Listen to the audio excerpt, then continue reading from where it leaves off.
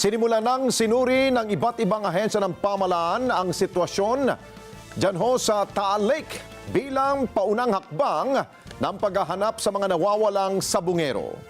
Bukas naman opisyal na sisimulan ang search and retrieval operations ng nasa 30 technical divers ng Philippine Coast Guard. Nasa 30 hanggang 50 metro lamang na lalim ng bahagi ng Taal Lake ang unang susuyurin ng mga divers at saka isusunod ang pinakamalalim na bahagi ng lawa. Kunin natin ang live report mula sa bayan ng Laurel sa Batangas. Si Madeline Villar Moratillo ay naroon. Mads, kumusta dyan? Yes, Alex, sa kabilangan ng malakas na alon kanina ay natuloy pa rin yung ginawang pagsimula ng paghanap sa mga nawawalang sabungero. Kanina ay nagpunta yung mga team mula sa Department of Justice, Philippine Coast Guard at maging PNP-CIDG sa bahagi ng Laurel, Batangas. Yun yung bahagi ng Taal Lake dito sa bayan ng Laurel kung saan nila unang sisimulan yung paghanap sa mga nawawalang sabungero. Sinimula na ng gobyerno ang paghanap sa mga nawawalang sabungero. Sa bahagi ng Taal Lake sa Talisay, Batangas, sinimula ng paghanap. Ngayong araw, nagsagawa muna ng technical site assessment ang Department of Justice, Philippine Coast Guard at PNP-CIDG para makita ang sitwasyon sa lawa. I-assess natin ang tubig at ang area kung saan gagawin ang search. So hindi po natin expectation ngayon na talagang magda-dive ang ating mga Coast Guard, kundi titignan lang po natin kung ano yung kondisyon ng tubig. No, kung gaano ka-clear, kung gaano ka-murky yung tubig, titignan din ho natin ang depth. Sa inisyal na impormasyon ng DOJ, 30 metro lang ang lalim sa bahagi ng Taal Lake na pagsisimula ng kanilang paghahanap. Target nilang maabot hanggang pinakailalim ng lawa. Information received by us, may nakataling sandbags para talagang lumubog yung katawan, then it poses a different challenge. Nilinaw naman ni DOJ Assistant Secretary Mico Clavano na bukod sa testigo na si Julie Patidongan alias Totoy, may iba pang informant na nagkumpirma sa kanila na may itinapon talaga sa Taal Lake. Dati po, wala po talaga tayong leads. Ngayon po na lumutang ang isang testigo at all-in na po ang gobyerno dito, mas marami na pong lumapit pa na mga informants. Di lang naman po ito ang lead natin, no? Pero isa siya sa pinakamalaking lead. Dahil halos 4 na taon na ang nakakaraan, umaasa na lang ang DOJ na may mahanap silang makakapagturo sa nawawalang sabungero. Looking for these remains is damning evidence, no?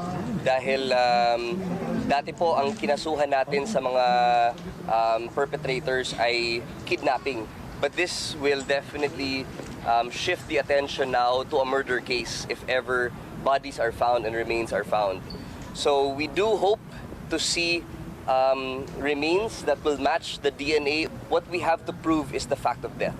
Sabi ng Coast Guard, may 30 technical divers sila mula sa Special Operations Team na magkakatuwang sa search and retrieval operation. Bagamat may mga hamon, kumpiyansa silang kakayanin nito. Karakteristik niya lalo na pagka maalon and nakikita niyo naman murky, no? So same yun sa bottom. As you go deep, medyo lumalabo, maburak din yung lugar. Dahil natapos na yung pag-assess sa site kanina, bukas sisimulan ng technical divers ng Philippine Coast Guard ang kanilang search and retrieval operation sa mga nawawalang sabungero. Samantala sa impormasyon naman natin mula sa Batangas Police Provincial Office Director Police Colonel Giovanni Emerick Cibalo ay may nahukay na pinaniniwala ang mga buto ng tao. Nakuha umano ito sa bakanting lote malapit sa pangpang ng Taal Lake dito sa bahagi ng Laurel. Nakasilid ang mga tila sunog na buto sa isang sako na may lamang buhangin. Natagpuan umano ang sako na matauhan ng CIDG, Laurel MPS, IMEG at Intelligence Group. Nasa lugar na rin yung mga tauhan ng PNP SOCO para iproseso ang mga nakuhang ebidensya na nakatakdaring sumailalim sa DNA testing para makumpirma kung ito ay mga buto talaga ng tao. Kanina, sa panayam natin kay DOJ Assistant Secretary Mico Clavano, meron siyang binanggit na meron daw na-discover na bakanting lote na open kahit kanino, wala raw may may-ari nito.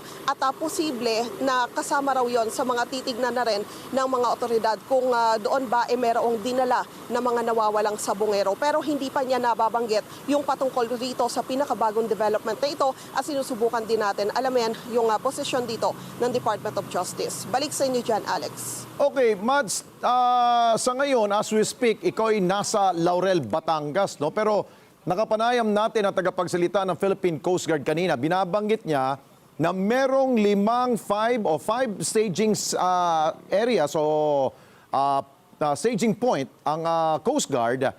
Ano ibig sabihin niya? Kung ikaw ay nasa Laurel, may ibang team pa doon sa ibang mga bayan? Tama ba ako pag-intindi natin?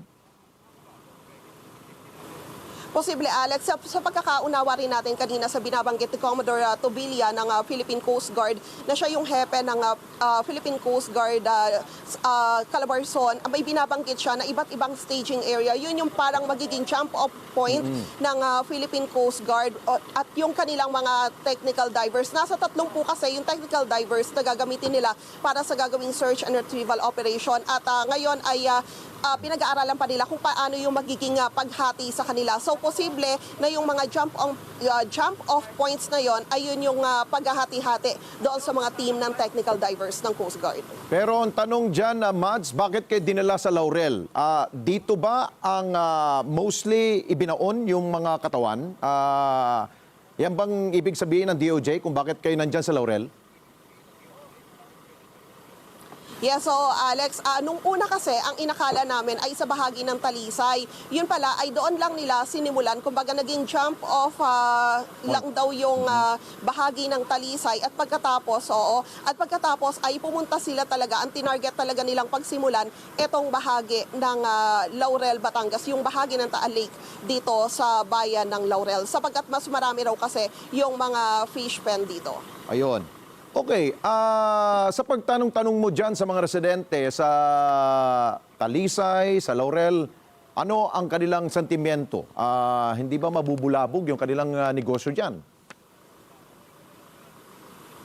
Hindi naman, Alex, parang actually wala nga nagulat kanina na maraming particular doon sa may fishport sa Talisay kung saan mas matagal tayo nagstay kanina ay hindi na rin nagulat yung mga tao sapagkat in-expect na rin nila at well aware din naman sila sa mga pangyayari patungkol nga dito sa Taal Lake sapagkat napapanood naman daw nila ito sa balita. Okay, siguro panghuli, Mads, no, marami na tayong mga natutunghayang mga balita. Yung may mga kriminal na gusto nilang gawin ang perfect crime. Ibig sabihin yan, walang bakas, walang makikitang katawan sa pamamagitan ng pagsusunog nito. Minsan nga, nilalagay sa drum.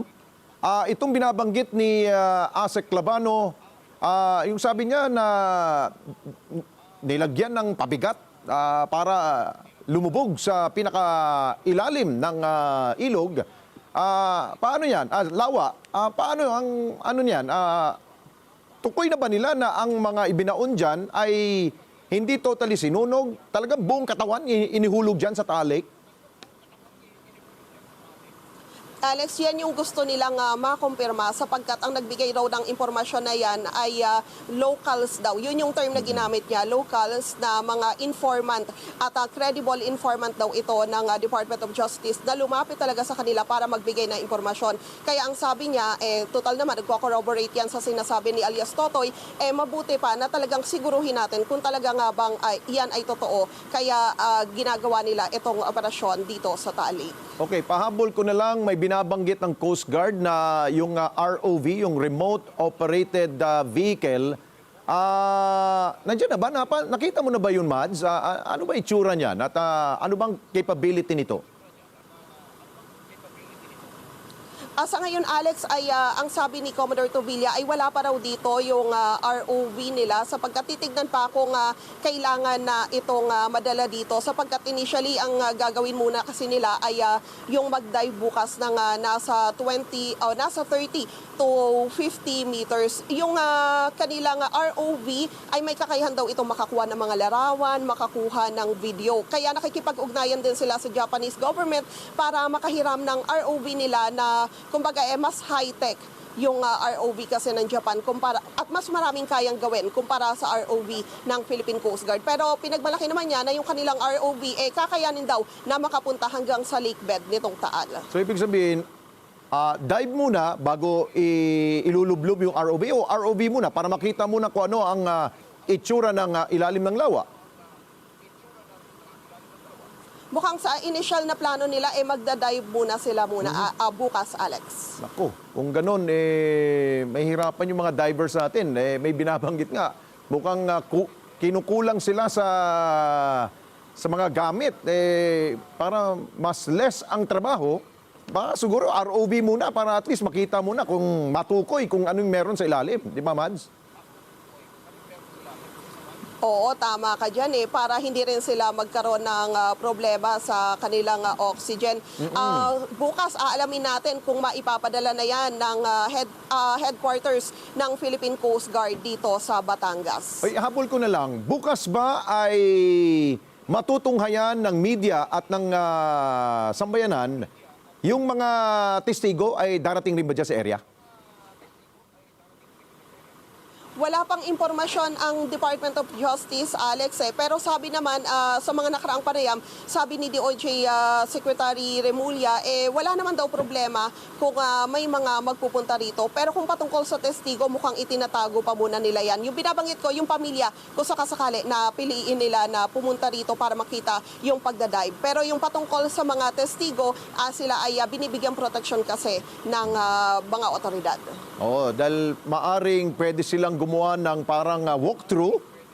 Dahil alam nila ang pangyayari, unahin nila, dito namin binagsak muna at doon namin dinala. Di ba may mga ganong kwento kapag gusto mong makuha ang kabuuan ng kwento dito sa mga missing sa Bungeros. Di ba, Mads?